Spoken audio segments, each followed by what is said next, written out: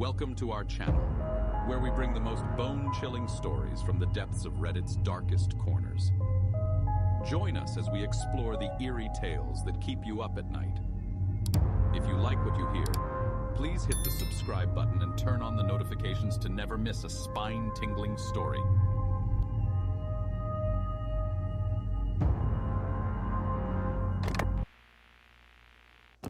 So, we've somehow ended up 61 years in the past.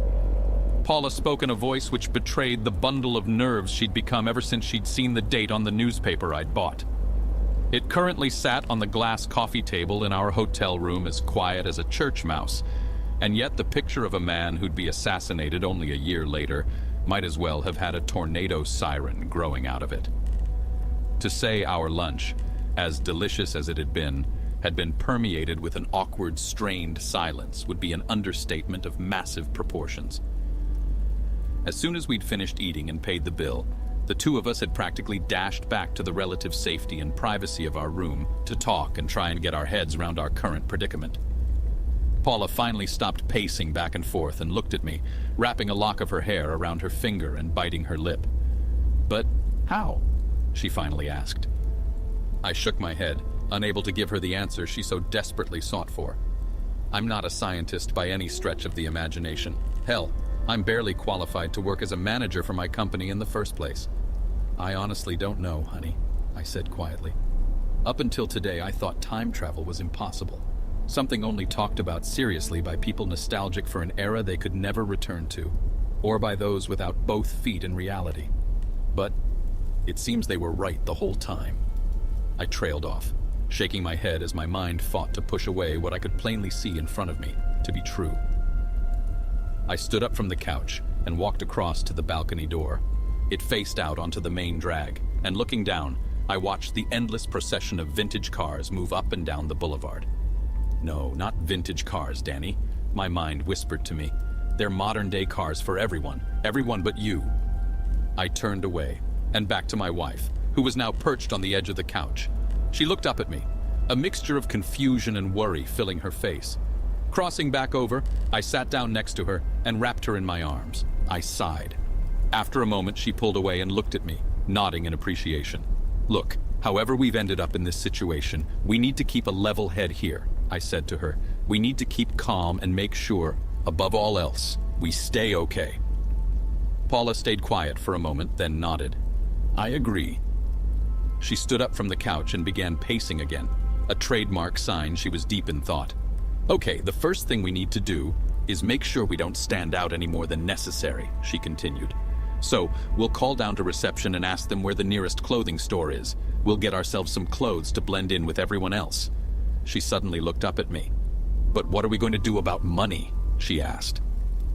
I searched my mind for older facts about the past I learned from hours of scouring the internet. "Well, we're already very well set for money because if I remember correctly, after what we spent on the hotel room and lunch, we still have about the equivalent of 8 or 9 grand left. But I know that won't last forever. So, I say, with a lot of caution, we try and bet a little money here and there on things such as horse and greyhound racing. Maybe even try some of the slot machines. But not too much, though. Vegas in the 60s was still as rigged as Vegas in the 21st century after all." Paula nodded, seemingly satisfied with my answer. "Well, that'll possibly help. We have 2 weeks booked here, so we'll be able to, hopefully, find a way to get..." She trailed off and looked at me. "Danny, how are we going to get back to our own time?" I ran my fingers through my hair. She'd asked the very question I'd been pondering over since lunch. I sighed. It'd be so much easier if we knew how we'd gotten here in the first place. Then we could simply do the reverse to return, if that'd even work. "I honestly don't know, sweetheart," I admitted. "But we'll cross that bridge when we do." A light bulb suddenly went off inside my head, and I shot up to my feet like I'd been struck by lightning. "The elevator operator!" For a moment, Paula's face remained blank. Then realization crossed her face. "Of course!" she exclaimed. He'd mentioned how others dressed like us had shown up before. That means others have accidentally traveled back in time, and it means they may have found a way back. A smile crossed her face. If we can talk to him, maybe others who've seen them before, we might be able to figure out what they did." I nodded, already having come to the same conclusion as her, and returned her smile. "And that is why this woman is my wife. She has both beauty and brains. Until we're able to, though, I say let's try and enjoy our time here. We're in a time neither of us thought we'd ever see outside of pictures and films. So, let's take it in while we can. Go to the shows, see the sights, do all we can while we can." Paula grinned. "Took the thought right out of my head, darling," she said, crossing to me and wrapping her arms around my neck before pressing her lips to mine. "We always heard about the swingin' 60s. Time to find out how swinging they really were." Unfortunately, it turned out that the elevator operator we'd seen that morning had the next week off and wouldn't be returning until the following Friday. So, in the meantime, Paula and I did our best to enjoy ourselves. It really wasn't that hard. In fact, 1962, especially in Vegas, was extremely fun. The two of us each bought several sets of period clothing, as we'd planned. Wearing a suit outside of company meetings felt incredibly weird, I must say. But man, did Paula look stunning when she walked out of the woman's clothing shop, clad in an ornate white dress with straps which crisscrossed underneath her neck and a pair of high heels. "Wow," I breathed as she stepped outside and twirled around for me to see, causing her face to turn red. My plan to try and make money off the casino games and betting actually worked out better than I thought it would. Paula had always been amazing at card games such as poker and blackjack, while thanks to my old man and his love of visiting the horse and dog tracks in the 90s and early 2000s when he was still alive, I'd picked up on how to more often than not pick up on the contestants most likely to win. Between the two of us, we made over $3,000 in 3 days. More than enough to cover what we'd need, and to say nothing about the amazing shows we went to see. Watching legends of the previous generation such as Frank Sinatra, Dean Martin, and Sammy Davis Jr. perform at the Sands was nothing short of amazing. Sitting in the huge room which filled with a hazy cloud of cigarette smoke as Old Blue Eyes and company belted out some of their biggest hits. The shows which the Dunes had on were amazing as well. Arthur had been right when he said that Diana Dors had an amazing singing voice. When we sat down at our table and saw her walk out onto stage that first night, Paula gasped aloud. For my part, so did I. The singer and actress looked uncannily like my wife. "You could be her younger freaking sister," I whispered to her as the lights went down. She simply looked at me, laughed softly, and nodded. Apparently, we weren't the only ones to have that thought. After spotting us in the audience, I saw Diana do a double take at my wife, before continuing with her performance like the professional I could tell she must be. After the show, she came over to us to introduce herself. "My dear, you and I are almost dead ringers for each other," she exclaimed to Paula with an accent that instantly gave her away as British. Almost instantly, the two women seemed to connect and develop a friendship with one another, to the point it ended up with us being invited to dinner with her and her husband, who, to my shock, turned out to be Richard Dawson of Hogan's Heroes and Family Feud fame. I'd grown up seeing reruns of both shows on TV when I stayed home sick from school. Of course, seeing as neither of those things had happened yet, I had to keep my mouth shut and pretend I didn't know who he was. After an amazing dinner, Diana personally extended an invitation for us to attend her shows and the whole of La Parisienne the entire time we were staying at the hotel at a specially reserved table as her guests. And so we made a ritual for the next 12 days or so out of ending our days, watching her sing her heart out. To this day, I can still close my eyes and hear her voice echoing in that room. I likely will the rest of my life. The two of us had an amazing time. Everything seemed almost too good to be true, too amazing and fun, except for something I never told Paula about, something I know she would have flipped out over. I only really noticed it on the 4th day. I'd pushed the terrifying incidents from the parking lot and the elevator out of my mind in an effort to enjoy myself.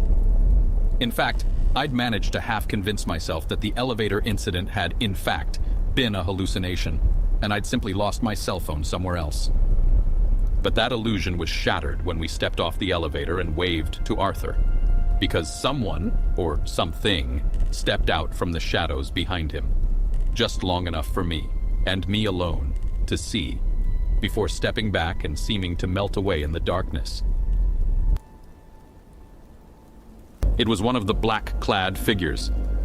From my nightmare, dashed through what I could only describe as the hellish nightmare version of the hotel. And almost as if to drive home the point that it hadn't been a dream, I saw it raise its hand and wave something at me. Something which I immediately recognized and made all the blood drain out of my face.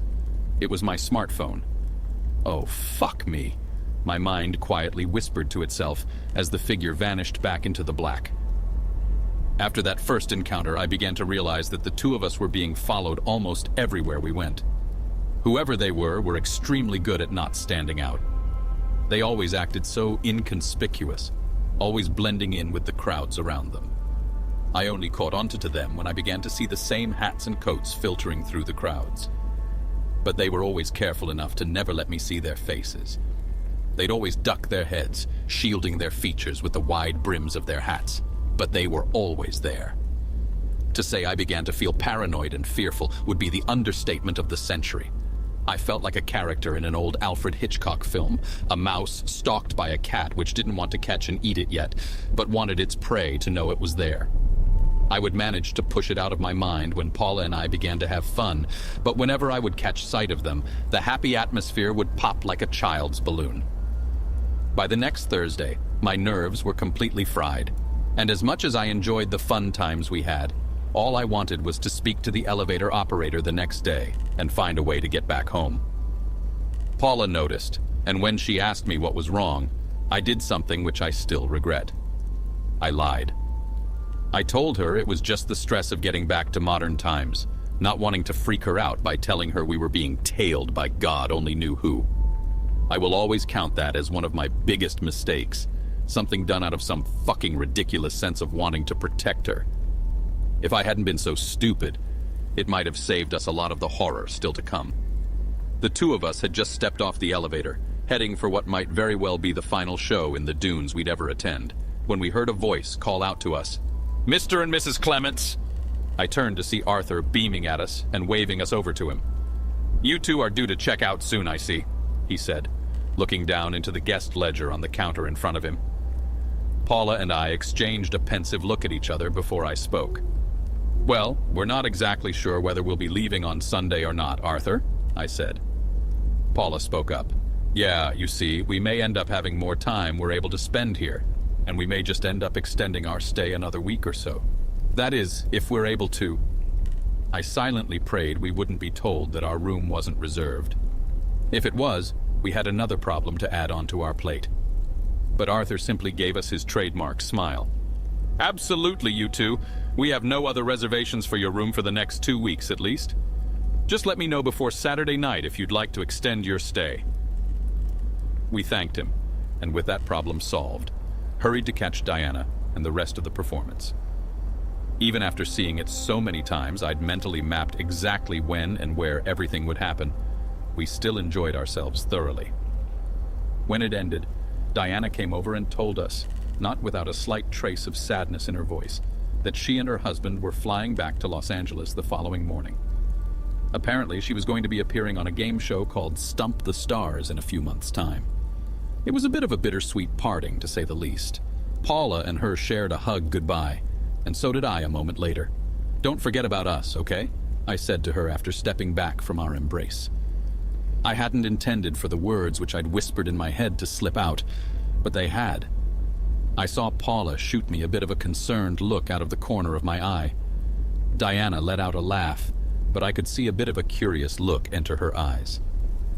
"Why, I don't think I could ever forget either of you two," she said, "especially not where you're married to my doppelganger." I laughed back, but for a moment I internally debated about telling her the truth, about where Paula and I were from, when we were from, and everything in between. But I held my tongue, knowing it could end badly if I did. And so, the two of us bid her a safe flight and watched her leave the auditorium for the last time. "Come on, darling," Paula said, taking me by the arm. "Let's get back up to our room and get some sleep. We have a busy day tomorrow." I nodded, allowing her to lead me back through the lobby to the bank of elevators. Along the way, though, I made my head swivel around like an owl's, searching in all directions for any sign of our stalkers. But I saw no one. No men in coats and hats. In a way, it filled me with a bit of a relief. But it also made me feel more on edge than ever. Not seeing hide or hair of them made it feel like something was up. I pray to God it's not. I just want to get up to our room to sleep. The elevator let out its now familiar ding, and the doors slid open. To my shock, the man who'd been manning the elevator controls the last few days was gone. Instead, the young man who we'd been waiting to return was running the controls. Paula and I shared a surprised look, then both entered the elevator quickly. According to Arthur, the kid shouldn't have been working again until tomorrow. I don't know, maybe he came back on a day early to cover someone else's shift or something, I thought to myself. Who cares anyway? This is your chance to talk to him. The doors closed and the elevator began its climb up to our floor. I waited for a few seconds before turning to the man. Excuse me?" I said. The man turned to look at me, and after a few seconds, his blank look was replaced with one of recognition. Hello you two," he said cheerfully. "I see you managed to wrangle yourself up some normal-looking clothes, huh? Have you two enjoyed your time here?" Both of us nodded. "Yes, we did. Thank you for asking," I said, then pressed on before he could say anything. "Look, you said you've seen others like us before, right? People who seem out of place, dressed funny and all that?" The man nodded. "Yes, sir. Ever since I started working here 3 or 4 years ago, every once in a while we'll get, well, pardon my saying so, but odd-looking folks showing up occasionally. Management told me it's happened ever since this place opened 7 years ago." I felt a pang of surprise shoot through me. Ever since 7 years ago. 1955. People have accidentally wound up in the past from the present for that long. But why did no one ever say anything about it? Another thought crossed my mind, one which worried me. Maybe they were never able to get back. I pushed that thought away. I needed to keep my head to keep asking the man questions. But Paula jumped in before I could open my mouth again. "Well, we just wanted to know what happened to them. How long did they stay here? Did they check out and drive off like everyone else?" The man rubbed his chin as he thought. "Honestly, ma'am, I can't answer all of those questions. I only work the elevators." Shit. I saw a look of disappointment fall over Paula's features. But then the man continued. "However, I do know that many of them stayed only a week or 2 at most. 14 days was the longest I saw any of them stay. I did ask the management a time or two the same questions you asked me, and I was always told they did check out and left. The guys running the valet always told me their odd-looking cars always left the parking lot, so I can only assume that they did drive away."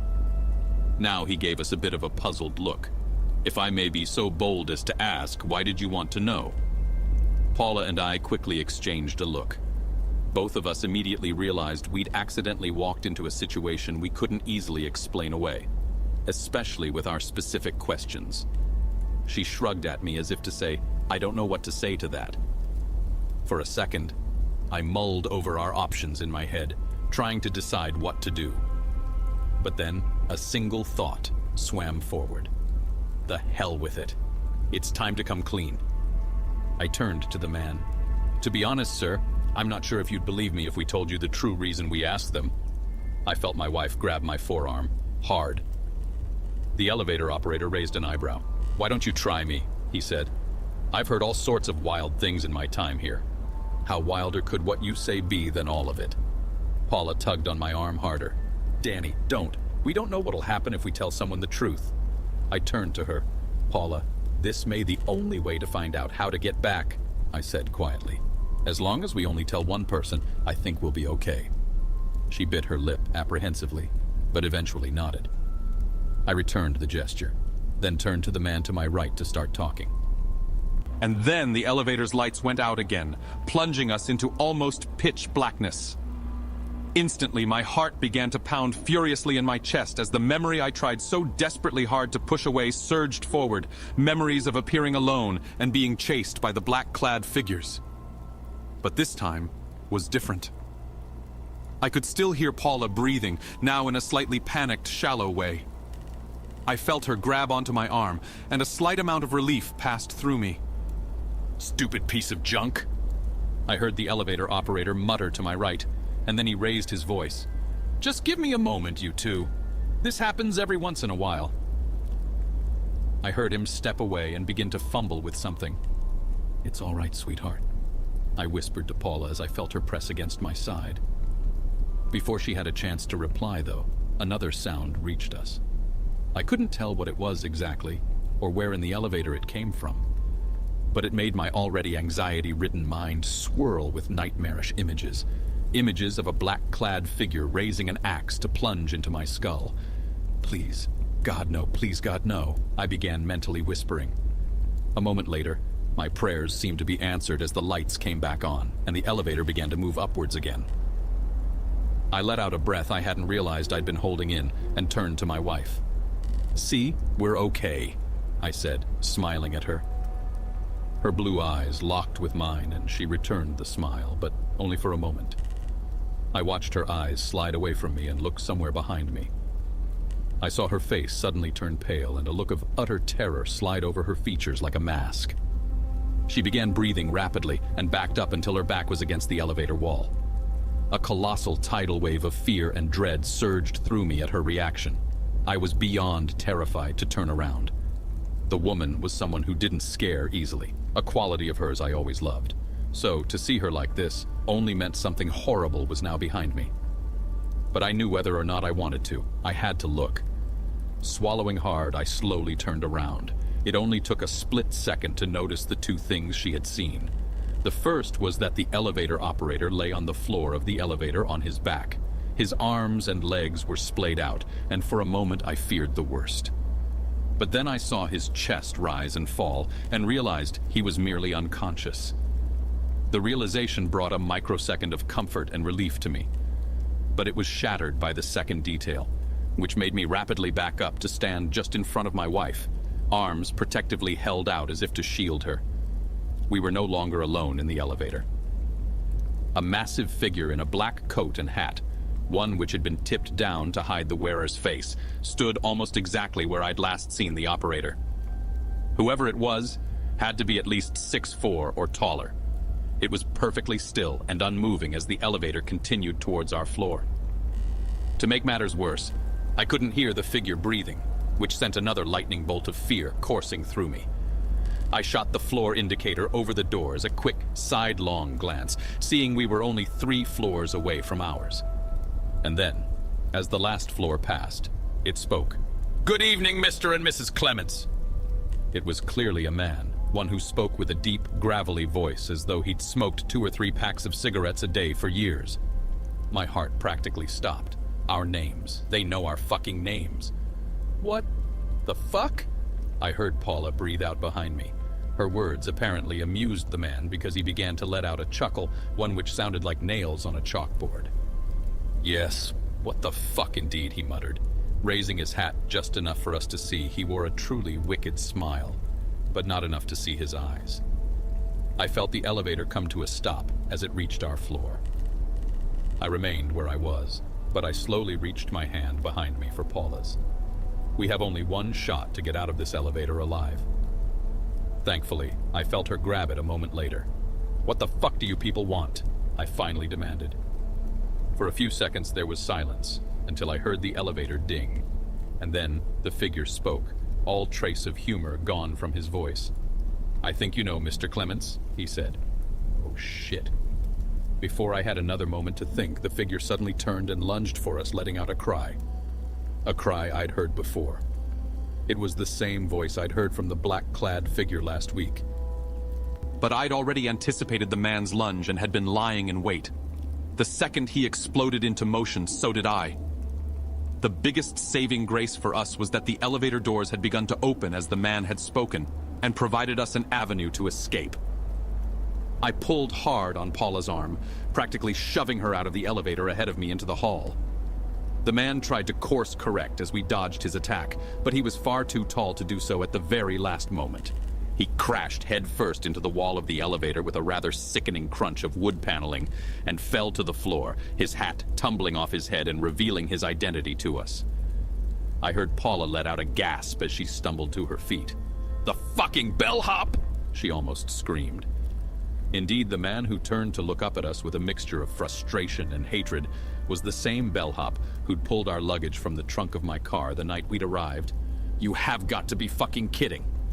But I had no time to think anything more beyond that. The man had begun to scramble to his feet. I dashed forward again, reaching around the inside corner of the elevator with a frantically searching hand. The raised round edges of the floor buttons met my fingers, and I slammed my palm down, hitting as many of them as I could. The elevator let out another ding, and I leapt backwards as the doors rapidly closed. The man leapt for us, but a second too late. We both heard him slam into the closed doors and scream out in frustration. It was the same "ah" he'd made when I dodged him in the black, empty version of the hotel. The thought suddenly made me whirl around. I feared I'd suddenly see nothing but darkness around us, that we'd been sent to that hellish alternate version when the lights in the elevator had gone out. To my relief, however, I saw only the same regular hallway we'd become well accustomed to the last 11 days.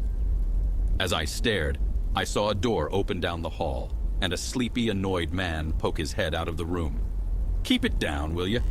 I'll call security if you keep that damn racket up," he said, then slammed the door shut. Paula and I exchanged a look, and then dashed for our room. Jamming the key into the lock, I practically wrenched the door open, then slammed it shut behind us and locked it. Finally, I grabbed one of the sturdy chairs from the sitting area and wedged it under the doorknob. I knew it wouldn't keep anyone out for long, especially if they really wanted to get in here, but at least it would give us a warning. I turned around to find Paula staring at me. "You recognized his voice," she whispered simply. "I saw the look on your face. You recognized it." For a moment, I was unsure about what to say, but I knew I couldn't hide anything from her anymore. Not where things had now progressed to her being in danger. I should have told her from the start. So I brought her over to the couch and sat her down, and proceeded to tell her everything. From exactly what had happened in the parking lot the first night we'd arrived, to the nightmare hotel I'd experienced the second day, and about the figures which had followed us the entire time we'd been out and about. I saw a mixture of fear and anger cross her face as I told her. I knew she was upset at me for not telling her sooner, but happily she held back on giving me a tongue lashing. "So, what do we do now?" she asked after I'd finished, her voice shaking slightly. I shook my head. "I can only think of one thing to do." She looked at me.